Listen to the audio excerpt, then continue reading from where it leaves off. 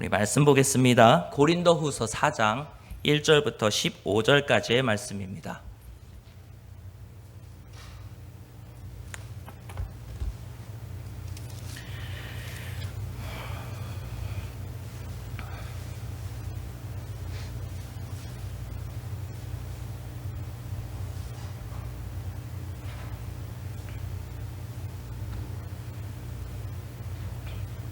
찾으셨으면 저와 함께 교독하겠습니다.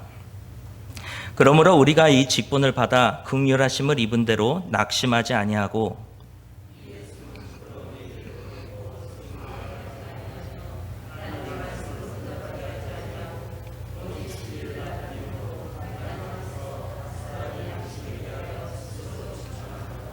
만일 우리의 복음이 가리었으면 망하는 자들에게 가리어진 것이라.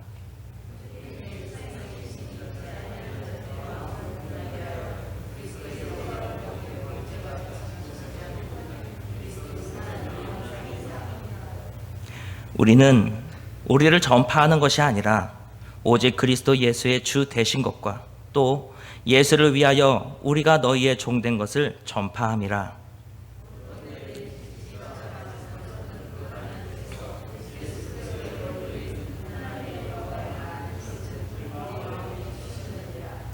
우리가 이 보배를 질그릇에 가졌으니 이는 심히 큰 능력은 하나님께 있고 우리에게 있지 아니함을 알게 하려 함이라.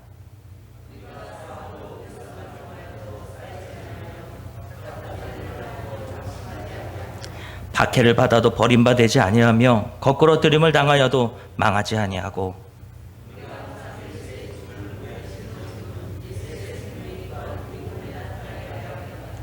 우리 살아있는 자가 항상 예수를 위하여 죽음에 넘겨짐은 예수의 생명이 또한 우리 죽을 육체에 나타나게 하려 함이라.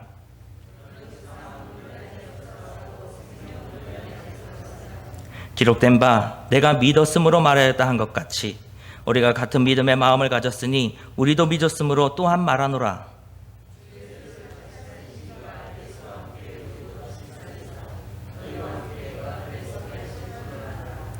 이는 모든 것이 너희를 위함이니 많은 사람의 감사로 말미암아 은혜가 더하여 넘쳐서 하나님께 영광을 돌리게 하려 함이라. 아멘.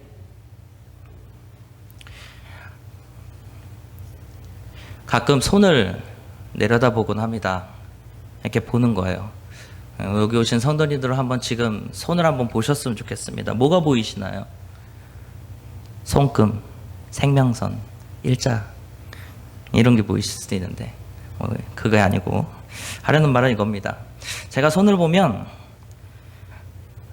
군데군데 상처들이 보입니다. 가장 먼저는 여기에 난 상처인데 이 상처는 어떻게 된 거냐. 대학교 1학년 때 서울역에 있는 엔젤리너스에서 알바를 했습니다. 너무 바쁜데 빨리 설거지를 하라는 거예요, 매니저가.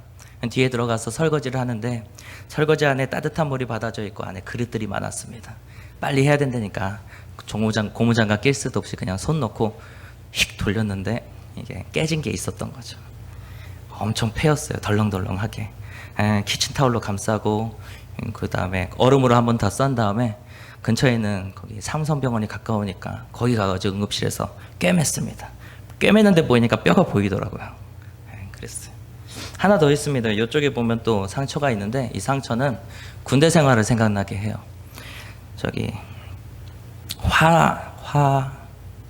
화천에서 군 생활을 했는데 헌병이었습니다. 작은 군대 하나가 초소에 나가 있는데 명절을 맞았어요. 너무 심심한 거예요. 너무 무료하고 민속놀이를 해야겠다. 그때 막 병장을 달아가지고 맘대로 할 수 있었거든요. 야, 민속놀이로 윷놀이 하자 그랬는데 다 시큰둥해요.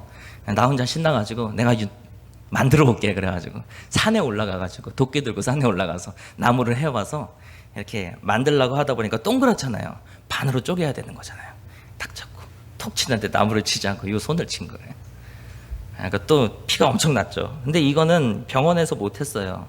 없어서가 아니라 너무 부끄러워가지고. 어떻게 다쳤어요? 그러면 육가람 만들다 손을 찍었다 그러면 얼마나 부끄러워요. 할 말이 없고. 그래갖고 혼자 살 속을 이렇게 마데카솔로 채우고 붕대 감고 어떻게든 치유해내서 그런지 여기 상처가 흉터가 크게 남았습니다. 이런 얘기를 잠깐 했는데 여러분들 손에도 아마 각각의 사연에 얹어진 뭐 상처들이나 아니면 굳은 살이 박힌 것을 통해서 이야기를 발견하게 되거나 하실 것 같아요. 레버넌 출신의 한 작가가 인생의 이야기라고 하는 사진전을 열었는데 그 사진전이 특이한 것이 온통 손사진인 거예요. 자기가 세계를 돌아다니면서 사람들의 손을 다 찍어왔어요. 그리고 이 손을 보면 그 사람의 인생이 드러나더라. 손에 굳은 살이나 뭐를 통해서 마치 우리가 예전에 연하의 발, 박지성의 발 이것을 보면서 그 사람의 인생이 어떠했는지를 가늠해 본 것처럼 이 사진 작가도 사람들의 손 모양을 통해서 그 인생을 한번 느껴보자라고 하는 취지에서 그 인생 이야기라고 하는 사진전을 연 적이 있습니다. 그런 것처럼 우리의 손이 그런 것 같아요. 이 안에는 보고 있으면 다는 아니지만 그래도 떠올릴 수 있는 우리들의 인생이 이 손 안에 있습니다. 그런데 그렇게 살아온 시간이 깃들어 있는 우리들의 손이지만 가끔은 이 손이 너무나도 작아 보이는 거예요. 이렇게 쳐다보는데 내 손이 원래 이렇게 작았던가? 라고 하는 생각이 들 만큼 손이 작아지고 물끄러미 보면 볼수록 점점 더 작게 느껴지는 겁니다. 그 이유를 알아요. 내 자존감이 엄청 낮아졌을 때 그렇습니다. 내 자존감이 한없이 낮아졌을 때 손을 보면 작게 보이는 거예요. 무언가에 마음이 고되고 힘들고 실패가 반복되어서 마음이 그렇게 작아지면 거기에 반응하시지 손이 작아지는 거예요. 한 번 더 보실래요? 성도님들의 손은 크세요? 작으세요? 지금 내 자존감의 크기가 얼마나 세요? 네. 클 수도 있고 작을 수도 있습니다. 그리고 무엇이든 할 수 있는 손처럼 느껴질 수도 있고 여기저기 실패해갖고 상처가 많은 손일 수도 있어요. 당장에 답을 낼 수 없다고 내 손이 무언지 당장은 말할 수가 없다 할지라도 적어도 한 가지 우리는 압니다. 언젠가 한 번은 그 이상은 우리의 손이 작아질 때가 있다는 거예요. 언제든지 작아지고 실패할 수 있는 우리의 존재이기 때문에 그렇습니다. 이런 우리를 잘 알고 있는 것처럼 언제라도 실패하고 좌절할 수 있는 것을 너무나도 잘 알고 있는 것처럼 오늘 본문은 우리를 향해서 질그릇이라고 말해주고 있습니다. 아무리 그럴싸해 보이는 모양을 가지고 있다 하더라도 한순간의 충격에 깨어져 버리고 마는 것 같이 우리의 인생이 그러하지 아니하느냐라고 본문이 우리에게 말해주고 있는 것이죠. 그래서 이 질그릇에 관한 이야기를 하려고 합니다. 근데 이 이야기를 하기 전에 한 가지 짚고 점검하고 가야 될 게 있어요. 왜 그런 거 아니 문제가 하나 있기 때문입니다. 그 질그릇에 관한 설교가 너무 많았고 우리 충분히 많이 들었다는 게 사실 문제인 것 같아요. 질그릇 얘기하면 어떤 얘기가 나올 것 같으세요? 우린 잘 깨지는 존재예요. 하지만 하나님이 귀 쓰셔가지고 우리를 사용해 주셨어요. 그러니까 우리는 귀한 존재입니다. 이렇게 결말이 가잖아요. 그리고 그럴 거란 걸 알고 실제로 그래요. 그렇다 보면 이제 무슨 얘기를 해도 약간 중간 단계 안 거치고 결론으로 갈 수 있는 위험이 좀 있어서 우리 그런 의식을 다 잡고 함께 나누는 그 단계들을 저와 함께 꼭 따라와 주셨으면 좋겠습니다. 그 설교의 첫 번째 스텝은 바로 질그릇에 관한 생각인데 그거는 쓸모가 많다라는 것을 우리가 한번 생각해 봤으면 좋겠어요. 질그릇이라는 게 그 쓸모가 많다는 겁니다. 그 당시에 그릇이 대개 흙으로 빚어 만든 것이니까 그렇게 만들어진 질그릇이 많았고 종류가 다양할 테니 쓸모도 많았겠죠. 그런데 그렇게 대충 생각하는 게 아니라 진짜 그 쓸모란 게 구체적으로 뭘까 한번 생각해 봤으면 좋겠습니다. 일단 질그릇이라는 게 번역이 된 말인데 잘 와닿지가 않습니다. 이 질그릇을 찾아보면 사전적으로 도기와 토기를 다 아우르는 말이에요. 그러니까 우리가 질그릇에 관해서 우리가 질그릇 같다고 할 때 어떤 사람은 도자기를 생각하면서 그걸 생각하기도 하고 어떤 사람은 빗살무늬 토기를 생각하면서 질그릇을 생각한단 말이에요. 두 개의 쓸모가 다르죠. 이 두 개가 달라도 둘 다 깨지기 쉬운 것은 같으니까 결론으로 가는 데는 문제가 없습니다. 다만 조금 더 깊이 묵상하기 위해서 구체적으로 상상해 보기 원합니다. 질그릇 이 말 대신 초벌구이 그릇 이거는 우리 실생활에서 보잖아요. 초벌구이한 그릇 아세요? 하얗고 약간 거칠거칠해요. 우리 도자기 공예하는 데 가면은 장신구 같은 걸로 있고, 모던하우스 있는 데 가면은 뭐 플레이팅 하는데 좋은 이렇게 두꺼운 돌로 되어 있는 것들이 초벌구이한 애들입니다. 이거보다 더 가깝게 느끼시려면 가까운 이천에서 도자기 축제 매년 하잖아요. 거기 가시면 10,000원짜리 체험할 수 있어요. 가면 이제 컵 만드는 거죠. 이제 발로 굴리는 그 이렇게 돌리는 거기 물레에다가 이렇게 얹혀져 있는데 이렇게 만들어서 컵 만드는 체험 있잖아요. 컵을 예쁘게 만들면 이렇게 만들면 이제 다 만들었어요. 그러면 그 아저씨가 와서 실로 밑둥을 잘라내고 유리하게 한번 담가준 다음에 낮은 온도의 가마에 초벌구이를 해줍니다. 1시간 정도 걸리니까 이따가 찾으러 오라 그래요. 그럼 1시간 정도 구경하다가 내 거 찾으러 거기에 다시 돌아가 보면 잘 준비돼서 건네줍니다. 그런데 그렇게 받으면 의외로 괜찮아요. 내가 만들어서 그런 게 아니라 이 초벌구이를 한번 하고 나면 약간 성질이 변하기 때문에 실제로 쓸 수 있을 것 같아요. 야, 차력장난처럼 만들었는데 진짜 컵인 것 같이 느껴지고 물을 담아서 먹고 싶은 욕구가 여기서 이렇게 나옵니다. 실제 그래도 돼요. 물이 안 새요. 다만 오래 냅두면 이 도기가 축축하게 습기를 먹으니까 그게 안 좋긴 하지만 여튼간에 돼요. 실제로 그렇게 만져보면 의외로 단단하고 그리고 용도가 정말로 많은 것처럼 느껴집니다.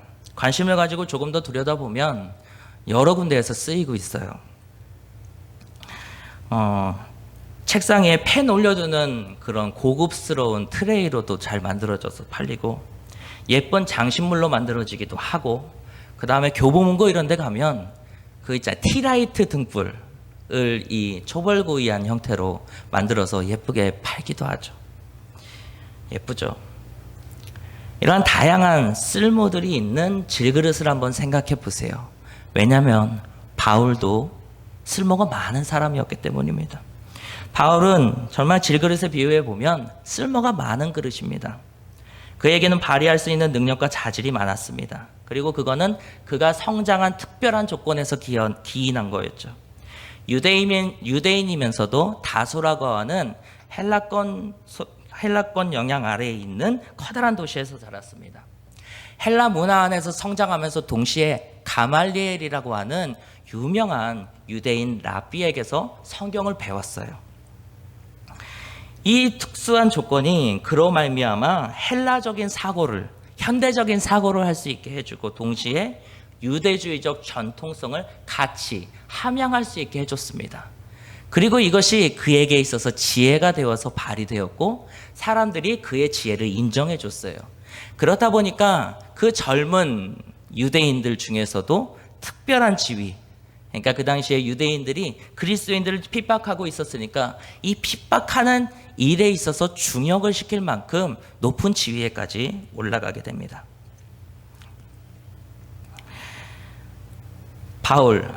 그때는 사울이죠. 자기에게 주어진 능력이 무엇인지 알았고 그것을 10분 발휘해서 사용했고 공동체에서 사람들에게서 인정받았고 그 능력이 허락하는 한 가장 높은 자리까지 올라간 사람이에요. 사울을 하나의 그릇에 비유했을 때 그 쓸모가 그러하다는 겁니다. 그러나 그가 그렇게 자기의 쓸모를 증명하면서 살아온 지난날에는 자기도 모르는 새 상처들이 남아 있었어요. 그 중에 하나가 그리스도인들을 잔인하게 핍박하였던 자신의 기억이 상처로 남아있던 것을 나중에 되짚어보면 알게 됩니다. 2년 전에 바울이라는 영화가 개봉했었습니다. 보신 적 있으신가요? 네. 제목이 그러하듯이 주인공이 바울이고 바울이 로마 그 감옥에 있었을 때 편지 쓴 내용이 주요 내용이에요. 편지를 쓰면 당연히 과거를 회상하게 되잖아요. 그런 식이에요. 편지 쓰면서 과거 회상이 나오고 과거 이야기가 나오고 그런 영화예요. 그런데 이 영화 중간중간 몇 번 정도 플래시라고 하죠. 갑자기 싹 하얘지면서 순간에 기억이 이렇게 회상되는 그런 효과로 바울의 기억이 회상되는 것이 몇 번인데 같은 것이 나옵니다. 그건 뭐냐면 자기가 핍박하였던 그 사람들, 비명소리, 어린 아이들에게까지도 했던 그 나쁜 일들, 못된 짓들이 바울 안에서 플래시처럼, 섬광처럼 자꾸만 떠오르는 거예요. 그럼 바울이 그런 생각이 있고 난 다음에 바울이 어떻게 말하냐면 내 안에 가시가 있다라고. 도무지 끊어낼 수가 없고 잘라낼 수가 없고 없는 걸로 만들어낼 수 없는 가시가 때때마다 나를 찌르고 있다라고 말합니다. 괜찮은 줄 알았는데 자신도 모르는 새에 나의 쓸모를 드러내면서 유용하면서 살아왔던 그곳에 나도 모르는 새에 상처가 쌓여 있던 거예요. 이제 막 깊은 한숨 쉬는 것밖에는 뭐가 할 일이 있겠습니까? 내가 가진 자질과 능력을 발휘해서 충실하게 살아왔지만 나도 모르는 새 상처들이 이 안에 쌓여 있다는 거. 근데 우리도 그렇지 않습니까? 바울만큼이나 우리도 그릇과 같고 바울만큼이나 우리도 나름의 쓸모들이 있어서 그것을 가지고 살아갑니다. 우리도 우리의 능력을 10분 활용해서 하나님의 일을 하기도 하고 세상 속에 주어진 역할들이 다 있잖아요. 그거 열심히 하면서 살지 않습니까? 그런데 세상 속에서 주어진 역할을 감당해도 좀 더 좋은 의도를 가지고 세상을 아름답게 하는 일에 참여하기도 하는데 그런데 때때로 정반대 일이 우리에게 일어납니다. 능력이 모자라서 실패하는 거는 그래도 이해할 수 있어요. 그런데 선의를 부정당할 때가 있죠. 좋은 의도로 하였는데 그 의도 자체를 부정당하는 때가 있습니다. 또 어떤 때는 이용당하는 때도 있어요. 10분 발휘해서 열심히 하였는데 그것이 오히려 그 사람에게만 좋은 누군가에게 철저하게 이용당했다라고 생각할 때에 얻어지는 마음의 상처들이 있죠. 이런 상처가 있다고 생각해 보면 바울이 한 것과 같이 한숨, 깊은 한숨 외에 우리가 달리 무엇을 할 수 있겠습니까? 이런 상황에 이르게 된다면 내가 가진 능력, 내가 발휘할 수 있는 쓰임새라는 것이 얼마나 무익한 겁니까? 아무리 많은 곳에서 내가 일하고 능력을 발휘하고 있다 할지라도 그게 무슨 소용입니까? 그때야 비로소 알게 되는 거죠. 이 손이 정말로 작구나. 바울은 이 작은 손의 깨달음을 다메섹으로 향하고 있었던 한 언덕에서 경험합니다. 그토록 부정하였던 주님을 거기서 만나버린 겁니다. 그리고 난 다음에 눈이 멀었어요. 자신이 해오던 일의 정당성이 그 일로 말미암아 무너져 내린 거예요. 묵묵히 듣고 외면하였던 핍박받던 그리스도인들의 비명이 생생하게 그때부터 자기 안에 들리기 시작했을 겁니다. 내가 행하였던 일이 하나님이 원하시는 바가 아니었다라고 하는 자괴감과 실망감이 눈이 멀어버려서 어둠밖에 없는 그 현실 속에서 너무나도 실감되게 그 안에 찾아왔을 거예요.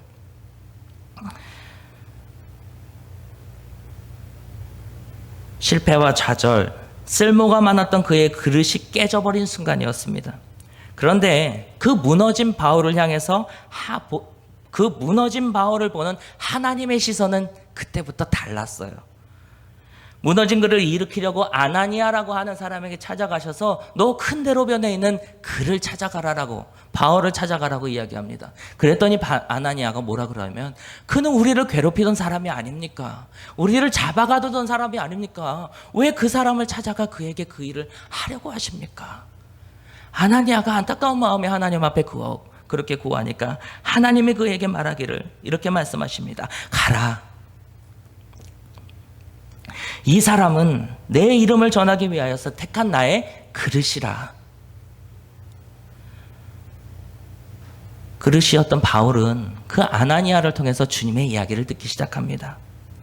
주님의 이야기 안에 들었고 주님을 배격했던 그때와 달리 이제는 주님의 복음이 아나니아를 통해서 전해지는 이야기라는 형태로 그 안에 쌓여가기 시작합니다. 나를 위한 그 그릇에 복음이 담겨서 바뀌어가기 시작하는 거예요. 우리 자신을 질그릇에 비견할 때에 생각해야 될 두 번째 내용이 바로 이것입니다. 우리 안에 무엇이 담겨져 있느냐 하는 겁니다. 내가 택한 이 그릇에 하나님이 무엇을 담기를 원하시냐는 겁니다. 우리가 가진 여러 쓸모를 통해서 세상에 헌신하면서 살아가는 게 보통이죠. 우리 다 그러고 살잖아요. 그것은 때로는 실망이기도 하고 좌절을 주기도 합니다. 그래도 그러한 삶의 형태를 유지하며 살아가는 이유가 나쁜 일만 있지는 않으니까 보람되게 하는 일이 있고 그래도 좋다라고 하는 일이 간간히 있으니까 그거 붙잡고 우리들 살아가지 않습니까?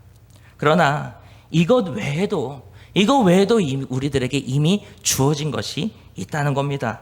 나라는 그릇에 예수 그리스도의 복음이 담겨져 있습니다.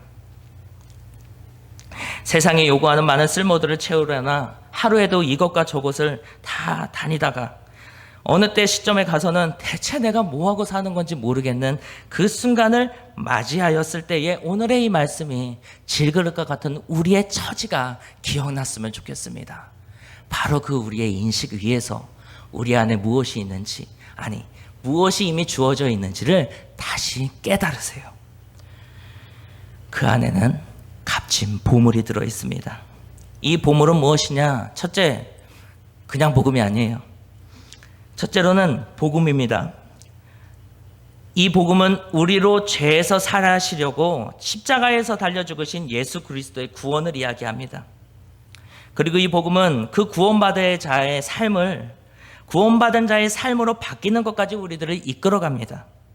요는 이 복음이 우리 안에 있다면 우리는 그러한 복음을 받은 자의 하나님의 자녀로서 이 땅을 살아갈 수 있다는 겁니다. 이거 우리에게 이미 주어진 능력이에요. 이것이 최후의 순간까지 우리에게 남겨진 최고의 것이고 마지막 순간에 발견할 수 있는 것이고, 주님이 말씀해 주신 비유에 따르면 한 소장론이 자신의 모든 전 재산을 팔아서 그 땅을 사서 가지려고 했었던 그 보화가 이미 우리 안에 주어져 있는 복음이라는 것입니다. 그렇기 때문에 이 복음을 깨달으시고 내 안에 소중한 것이 있다는 것을 인정하고 사는 저와 여러분이 되기를 간절히 바랍니다. 두 번째로, 이 보물은 우리가 감당하는 사역을 말하기도 합니다.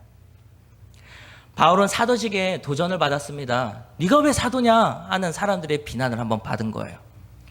생각해보면 그럴 법합니다. 이 비난하는 사람들의 내용이 이거예요. 스승이 있어야 제자가 있는 거 아닙니까? 사도가 되려면 너에게 사도직을 준 사람이 있어야죠. 적어도 주님의 12 제자들은 주님으로부터 그 사도직을 받은 거거든요. 제자라는 이름으로. 그러면 그 다음 사도직은 어디서 나오겠습니까? 주님의 제자가 자신이 가르친 이 제자, 또 다른 그 제자들에게 그 사도직을 계승해 주는 형태, 이것들이 그 당시에 사도직을 받는 길이었습니다. 그러니 논리적으로 12명의 사도들한테 다 확인해 봤는데 당신한테 사도직을 준 사람이 없다. 당신 대체 무엇을 가지고 스스로 사도라고 칭하며 사냐, 이렇게 얘기하는 겁니다. 바울은 이것을 염두한 듯이 자신이 감당하고 있는 이 일에 관해서 오늘 본문에서 이렇게 말합니다. 우리는 우리를 전파하려는 것이 아니라 오직 그리스도 예수의 주 되신 것, 우리가 그의 종됨을 전파하는 것이 아니냐. 우리는 단지 그릇이다. 우리는 단지 우리 마음에 비추어진 하나님의 영광을 전할 뿐이다. 그게 내가 맡은 사역이고 그게 사도가 하는 일이라고 말하는 겁니다. 바울의 사명, 복음을 전하는 단순한 일, 이것이 그가 자신의 그릇에 담아내고 살았던 또 하나의 보물이었습니다. 우리도 이 시간 우리 안에 담겨진 보물을 각자 마음에 떠올리시고 확인하시고 확증하게 되기를 바랍니다. 우리 안에도 이 보물이 있습니다. 복음이 있습니다. 우리 주 안에서 감당하고자 하는 직임과 사명이 있습니다. 나라고 하는 이 그릇이 하나님의 손에 의하여 이와 같은 형태로 쓰임당하고 있는 중입니다. 그러니 세상의 쓸모를 채우느라 받은 상처가 괴로울 때에 이것을 기억하시고 이 목표를 상기시키시고 참된 소망을 향해 발걸음을 옮겨가시기 바랍니다. 이것이 질그릇에 관하여 생각하며 우리가 가져야 할 세 번째 생각입니다. 보배가 담긴 질그릇은 더 이상 전과 같은 질그릇이 아닌 것 같아요. 8절 이후에서 바울은 여러 예들을 나열합니다. 사방으로 우겨쌈을 당해도, 답답한 일을 당해도, 박해를 받고 거꾸로 뜨림을 당해도 우리가 낙심하지도 않고 버림받지도 않고 망하지 않는다고 말합니다. 질그릇이었으면 당연히 좌절하고 실패라고 생각하고 낙심해야 될 그때에 우리는 더 이상 그렇지 않게 되었다라고 말해주는 겁니다. 거기서 더 나아가서 오히려 보배를 담은 이 사람이, 보배를 담고 살아가는 너희가 세상에서 그 일로 말미암아 핍박을 받는다면 그것이 우리에게 더 큰 은혜다. 왜냐하면 그리스도 예수께서 십자가에 당하셨던 그 고난이 너희가 그 보배로 말미암아 고난받고 있을 때에 너희 안에서 일어나게 하사 너희로 말미암아 생명을 깨닫게, 그 생명의 기쁨이 무엇인지를 알게 하기 때문에 너희에게 더 큰 은혜라, 이렇게 말해주는 것입니다. 이런 부활의 기쁨이, 새로운 생명의 기쁨이 고난 앞에서 느껴지는 저와 여러분이 되었으면 너무나도 좋겠습니다. 세상 사람들은 실패 앞에서 당연히 좌절하지요. 낙심하지요. 돌아본 것을 바라보면서 후회하는 것밖에 남아있는 게 없겠지만은 우리는 다릅니다. 보배를 짊어지고 살아가는 우리들은 이전과 같이 깨어지지 아니하고 오히려 핍박으로 말미암아, 고난으로 말미암아 새로운 생명에 대한 소망을 더욱더 갖게 되고, 그것을 이루어 가시는 하나님으로 말미암아 그 와중에도 기쁨으로 감사할 수 있는 사람이 되는 것입니다. 처음 교회 와서 예배를 드린 게 수요 예배 때였어요. 저 뒷자리에 앉아서 아직 부임하기 전인데 그래도 이사 왔으니까 수요 예배 드려야지라고 하면서 제 아내와 같이 저 뒤에 와서 예배를 드렸습니다. 그 예배를 드리고 있는데 한눈에 들어온 게 있었어요. 그게 뭐냐면 이 앞에 있는 이 모양이라고 해야 되나? 이 제단의 모양이에요. 뭐 같으세요? 누구 하나 저에게 말해주지 않았고 또 유관심 목사님한테 확인한 바도 없지만 제 눈에 이건 이렇게 보였어요. 손 한번, 자꾸 시켜서 죄송해요. 손 한번 이렇게 하실래요? 그죠? 이거 같아서 이거. 근데 이게 보통은 손이거든요. 손 안에 예수님 이렇게 담는 거. 근데 제 눈에 그 당시에 뭐가 보였냐면, 그릇이구나. 그릇 모양이잖아요. 약간. 손 모양은 아니니까. 오, 그릇인가? 이 생각이 드는 거예요. 그렇지. 교회가 그래야지. 교회가 그릇이라면 당연히 그 가운데에는 그리스도의 십자가가 담겨야지. 그런데 교회만 그런가? 우리가 성도라면, 우리도 그릇이라면 우리 안에 그리스도의 십자가 담겨야지. 맨 처음에 그 생각이 들고 나니까 교회에 올 때마다, 이 앞을 볼 때마다 그 질그릇 생각이 계속 나요.